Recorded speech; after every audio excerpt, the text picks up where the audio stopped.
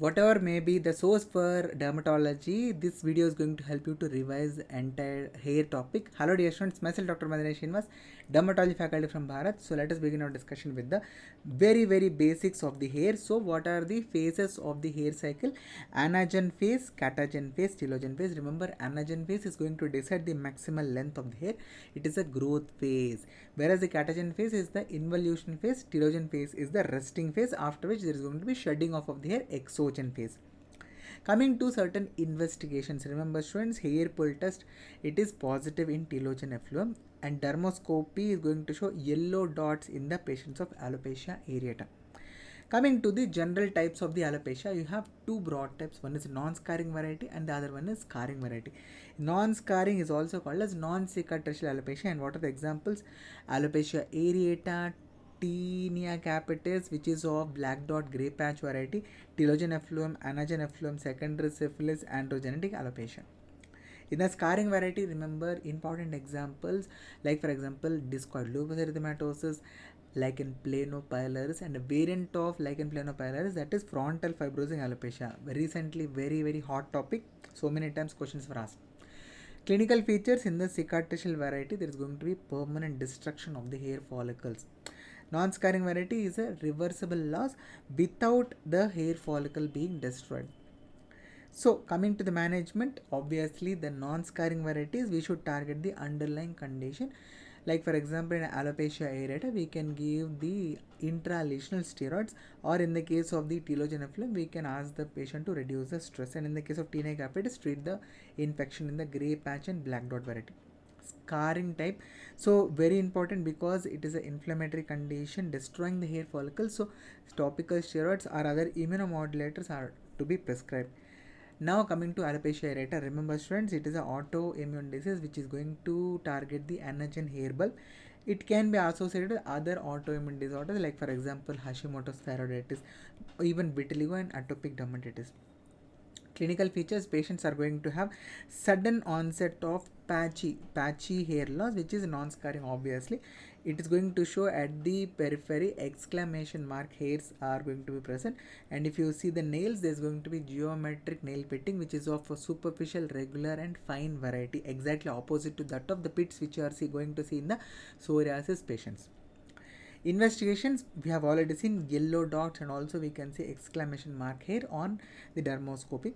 And the testing of thyroid disorders can also be done, and other autoimmune disorders can also be done. Management: intralesionally triamcinolone can be given and topical minoxidil can be prescribed. And also recently, systemic JAK inhibitors are also being tried in these patients, like for example tofacitinib is the medication. Next is telogen effluent. So the causes are going to be the stress, postpartum period, fever, any kind of infection, even COVID-19 was given in the NEET exam. And so in this, basically what is happening is the anagen phase hair is going to shift to the telogen phase. That is a problem here, because of which there is going to be diffuse hair shedding predominantly in the telogen phase, and hair pull test is positive. And infections, typhoid, cholera, COVID-19, even post myocardial infarction, all this could act as a stressors. So reassure the patient and give multivitamin tablets and try to correct if there is any deficiency or if there is any excessive stress. Next is anagen effluent. Remember, there is going to be history of chemotherapy or radiotherapy.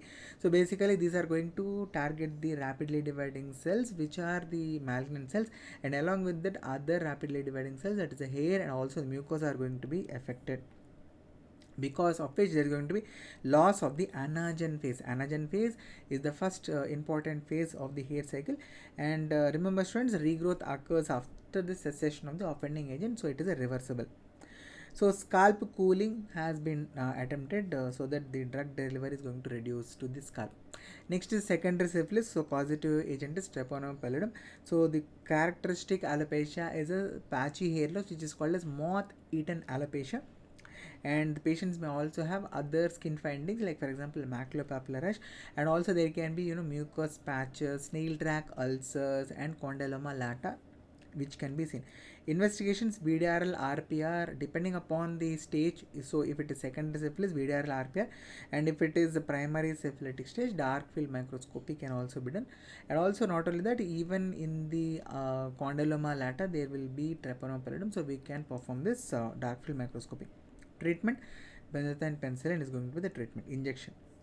Next is androgenetic alopecia. So hormones are going to be deranged, and in genetically predisposed individuals there is going to be miniaturization of the hair follicles, and also the clinical features, males and females are going to show different presentations. So in the males, remember, the Norwood Hamilton classification is used, where there is going to be frontotemporal hairline recession, whereas in the females, Ludwig and also Olsen classification is used, where there is going to be diffuse scalp thinning. Management is going to be FDA approved. Minoxidil 2% in females, 5% in the males. Finasteride is going to be acting as a alpha reductase inhibitor. In the case of the males only it is used. And of course, hair transplantation surgeries and PRP can also be prescribed for the patients. Trichotillomania, it is psychodermatology. Patients of OCD will be having this irregular patches of the alopecia over the scalp, and they are going to be hairs of varying lengths in these patients.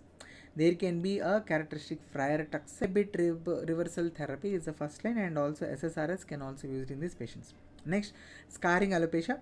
So discoid lupus erythematosus, lichen planopilaris, and very important, frontal fibrosing alopecia, scleroderma, even other sarcoidosis, granulomatous disorders, all these are important examples. And in the tinea capitis, can you remember the types of tinea capitis which can produce scarring alopecia? Pause this video and try to answer in the comments.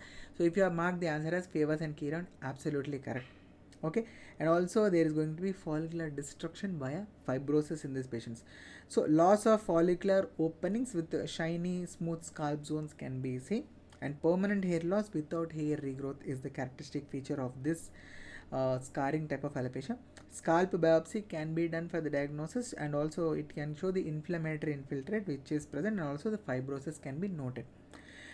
Systemic and topical corticosteroids are going to be useful to reduce the inflammation here. Immunosuppressants like for example HCQs can be used for DLE. Early intervention is very important in the case of scarring alopecia, because once the hair is lost, it is lost forever. And one more point which I want to tell you is regarding frontal fibrosing alopecia.